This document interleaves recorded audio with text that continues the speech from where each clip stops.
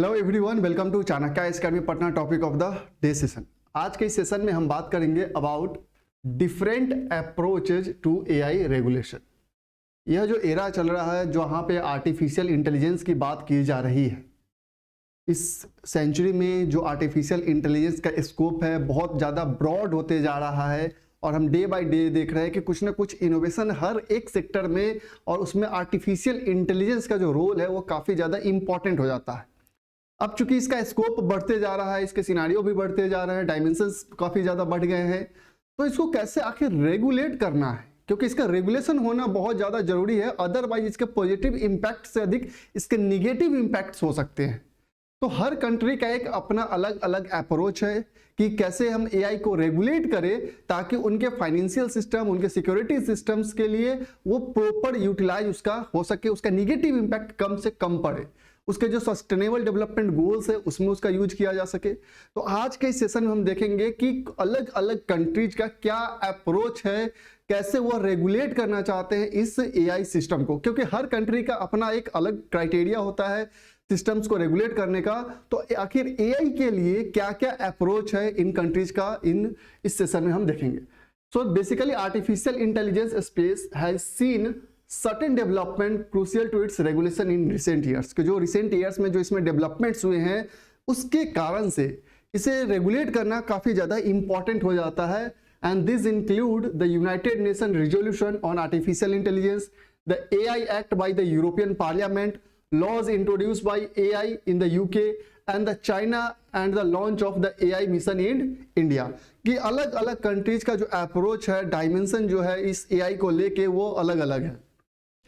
These efforts to formalize AI regulation at the global level will be critical to various sectors of governance in all other countries। कि जितने भी governance के other sectors है उसमें जो AI का कह सकते हैं जो रेगुलेशन है, जो रोल है वो काफी ज्यादा इंपॉर्टेंट है।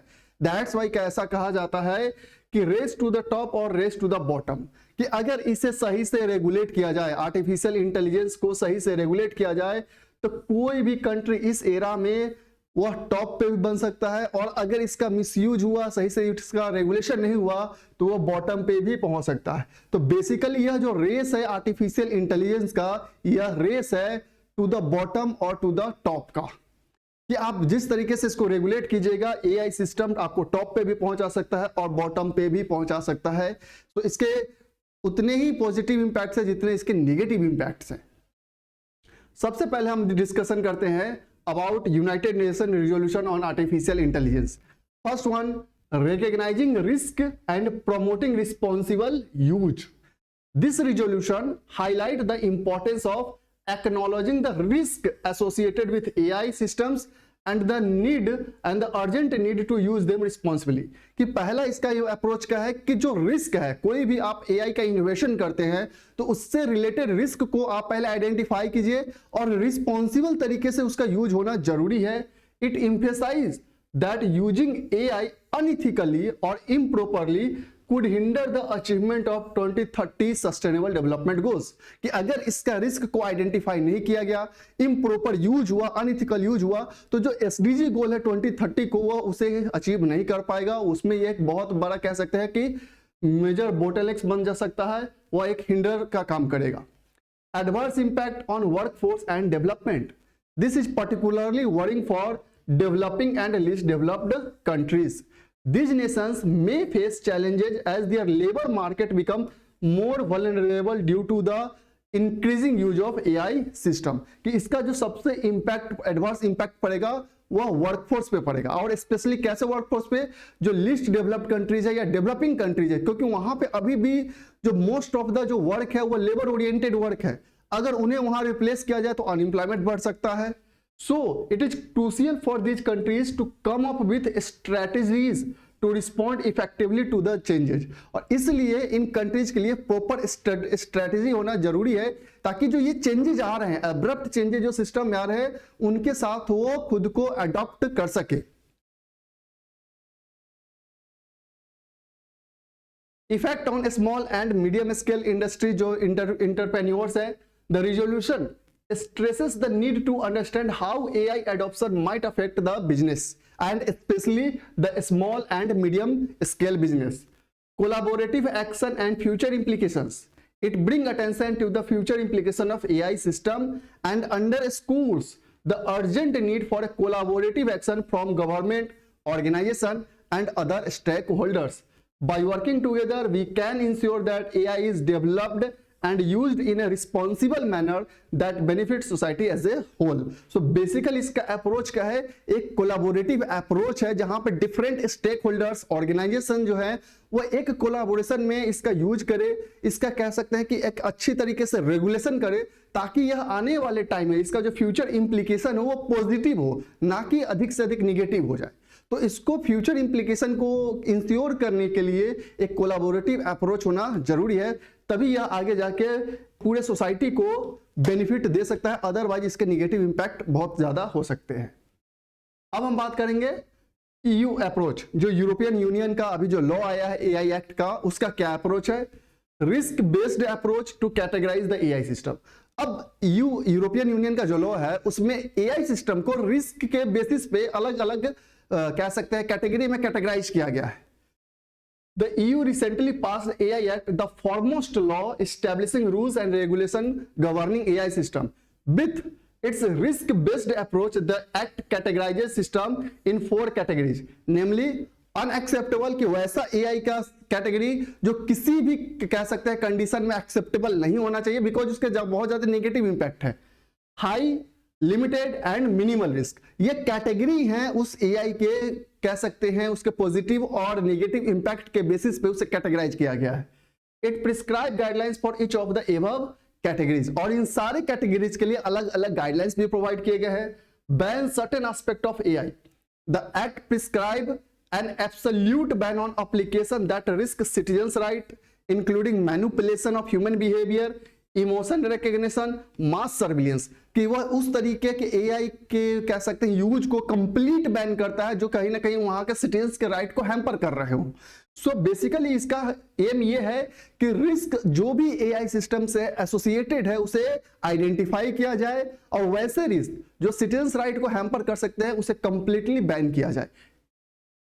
After that exemption with prior authorization, the act permits exception for banned applications in cases related to law enforcement. However, it restricts their deployment by requiring prior approval from a judicial or administrative authority in such instance, कि जो basically ऐसे जो application है जो band है लेकिन अगर उसका यूज करना है तो उसको एक कह सकते हैं कि रिस्ट्रिक्ट मैनर में उसका यूज किया जा सकता है।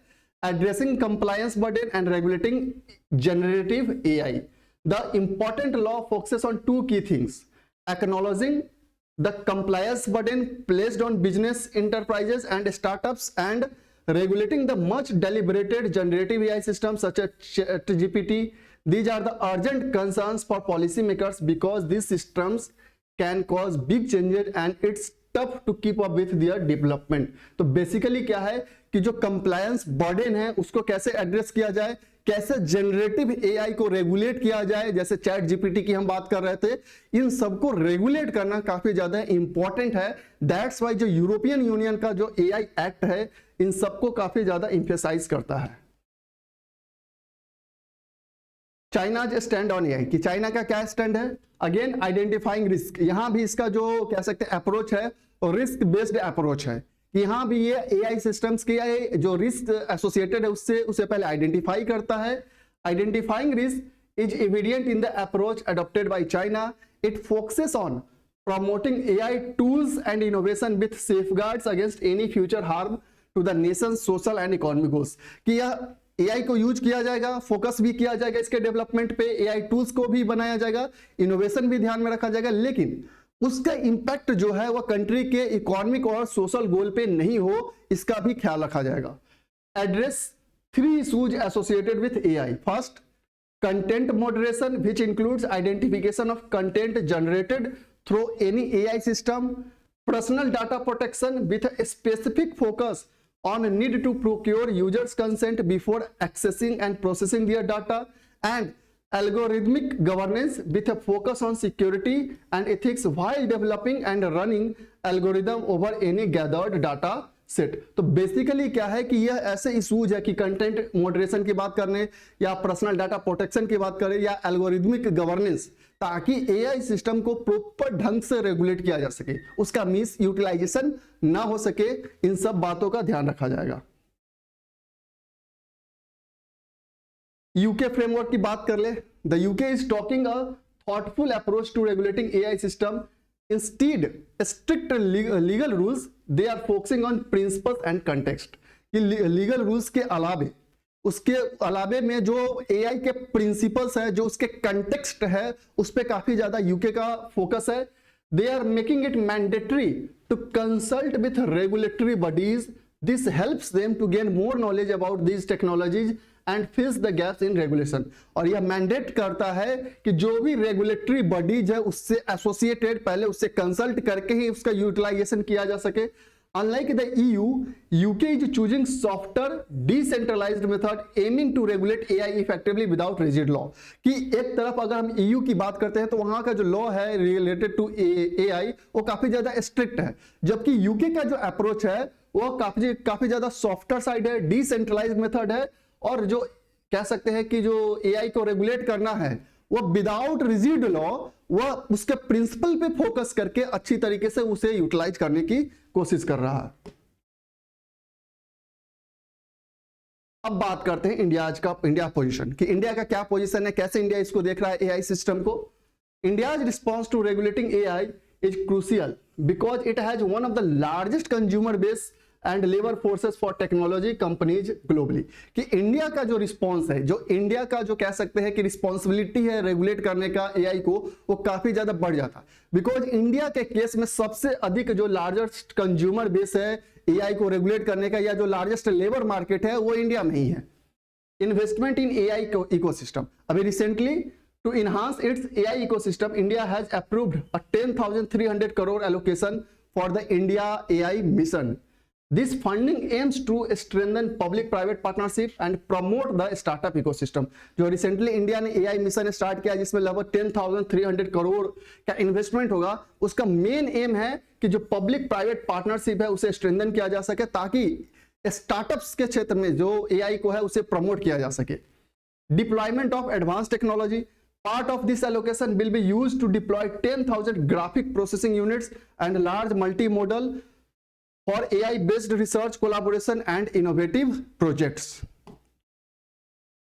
Apart from that, alignment with sustainable development goal, कि यहां भी जिस तरीके से हमने शुरू में देखा था कि यहां भी जो अप्रोच इंडिया का AI को इस तरीके से रेगुलेट किया जाए ताकि सस्टेनेबल डेवलपमेंट गोल्स जो SDG गोल्स है 2030 का, उसे प्रॉपर ढंग से अचीव किया जा सके। India's response to AI regulation must align with its commitment to the SDG while ensuring continued economic growth, balancing innovation and risk mitigation. It is important for India to use AI system judiciously to foster innovation while mitigating potential risk. And apart from that, gradual approach for fair and inclusive AI. कि जो AI का basically कह सकते हैं जो approach होना चाहिए, जो उसका यूज होना चाहिए, वो फेयर और इंक्लूसिव होना चाहिए। India is adopting a gradual phase-led approach towards developing a fair and inclusive AI system, taking into account the diverse needs and challenges of its population. So इसको ध्यान में रख के इंडिया जो है उसके फेज वाइज जो है एआई को वह इनोवेट कर रही है, उसे रेगुलेट करने का भी कोशिश कर रही है। सो बेसिकली ये इंडिया का अप्रोच है टुवर्ड्स द एआई सिस्टम। सो ये डिफरेंट अप्रोचेज हैं डिफरेंट कंट्रीज के, ताकि किस तरीके से जो पोटेंशियल यूज है एआई का वो अचीव किया जा सके, उसके निगेटिव इंपैक्ट्स को मिनिमाइज किया जा सके और सस्टेनेबल डेवलपमेंट गोल्स को अचीव किया जा सके। आई होप आपको समझ में आया होगा कि ये एआई का कैसे रेगुलेट किया जा रहा है डिफरेंट कंट्रीज और ऑर्गेनाइजेशन के द्वारा। So that's all for today, thank you.